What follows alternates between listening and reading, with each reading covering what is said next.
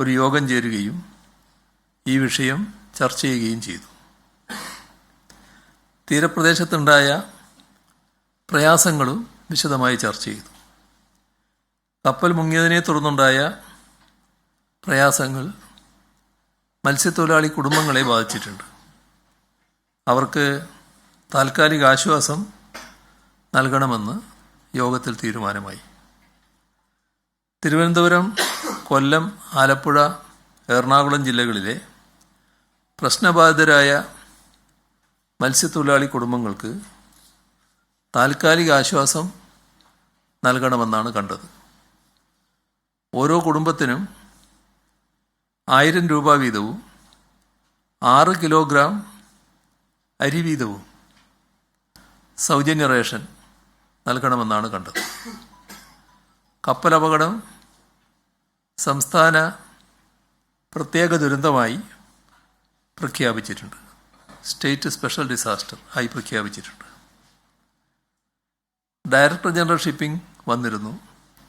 അദ്ദേഹവുമായി ചർച്ച ചെയ്ത് നിലവിലുള്ള സ്ഥിതി അവലോകനം ചെയ്തിട്ടുണ്ട്.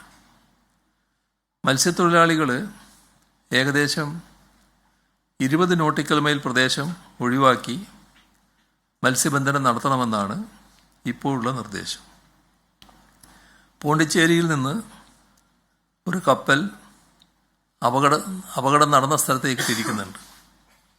മുങ്ങിയ കപ്പലിൻ്റെയും ആഴത്തിൽ പതിഞ്ഞു കിടക്കുന്ന കണ്ടെയ്നറുകളുടെയും സ്ഥാനം കൃത്യമായി കണക്കാക്കാനുള്ള സോണാർ സർവേ ഇന്ന് തന്നെ ആരംഭിക്കും.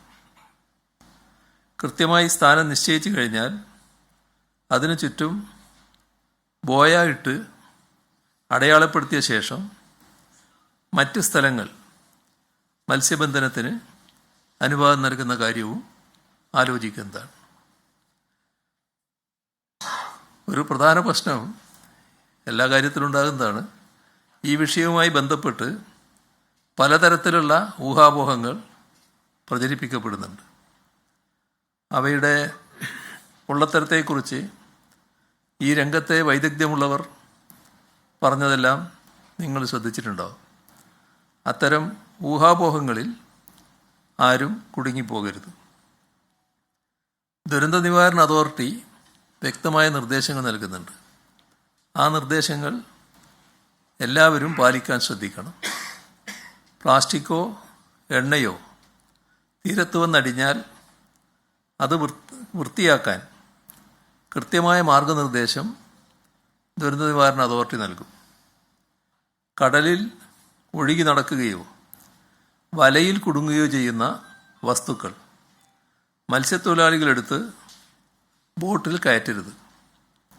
അവയെക്കുറിച്ചുള്ള വിവരങ്ങൾ അപ്പോൾ തന്നെ അധികൃതർക്ക് കൈമാറണം.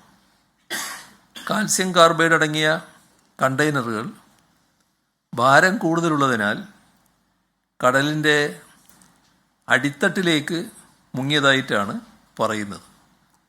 അങ്ങനെയാണെങ്കിൽ അതുകൊണ്ടിപ്പോൾ അപകടമൊന്നും ഇല്ല. മത്സ്യം ഉപയോഗിക്കാതിരിക്കാനുള്ള സാഹചര്യം നിലവിലില്ല.